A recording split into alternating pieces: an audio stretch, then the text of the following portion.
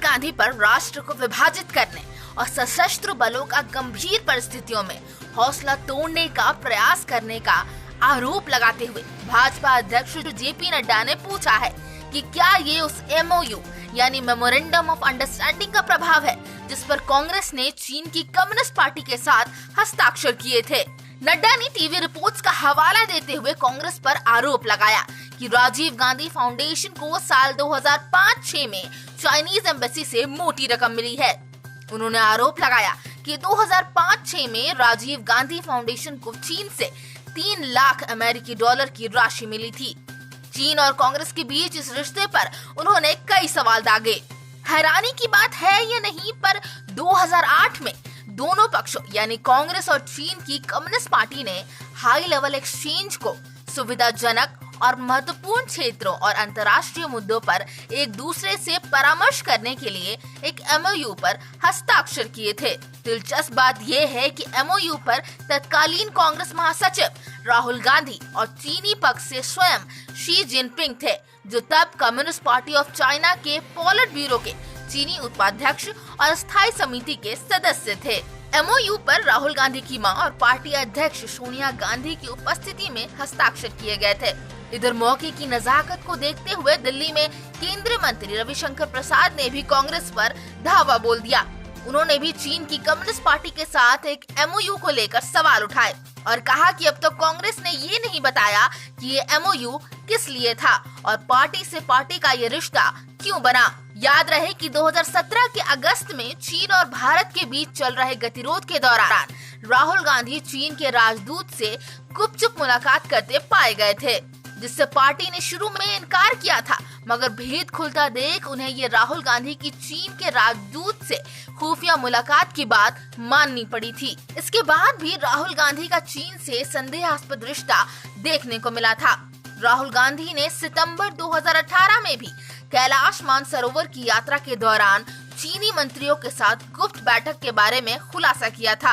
यूं तो बैठक शुरू में गुप्त रखी गई थी, लेकिन बाद में राहुल गांधी ने बैठक का खुलासा शायद गलती से लोगों के सामने कर दिया था, जिसने लोगों को ये सोचने पर मजबूर किया कि कांग्रेस पार्टी और चीन दोनों बैठक को छिपाने की कोशिश क्यों कर रहे थे।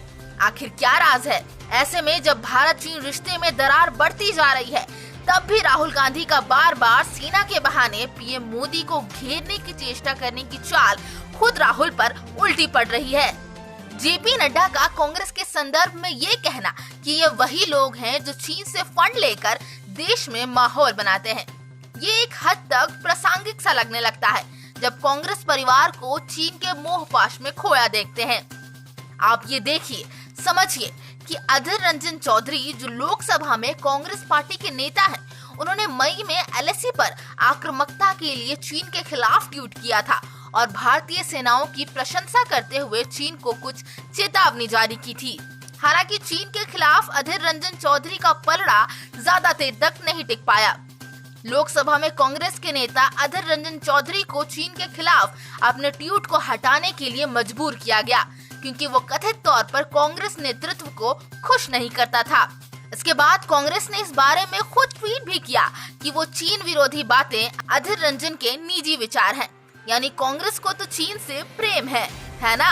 वैसे ये प्रेम कोई नया नहीं है, ना ही मोदी विरोध में पैदा हुआ है। 1950 में भारत के पहले प्रधानमंत्री जवाहरलाल नेहरू ने सामरिक दृष्टि से महत्वपूर्ण भारत का कोको द्वीप समूह बर्मा को तोहफे में दे दिया था। बाद में बर्मा ने द्वीप समूह चीन को दे दिया। अब वहां से चीन भारत पर नजर रखता है। इसके अलावा भारत के मणिपुर में स्थित काबू वैली, जिसे मित्रता के तौर पर नेहरू ने 1954 में म्यांमार को दे दिया, अब उसका कुछ हिस्सा म्यांमार ने चीन को दे दिया है। ये वो भूखंड था जिसे दुनिया में कश्मीर के बाद सबसे खूबसूरत कहा जाता है।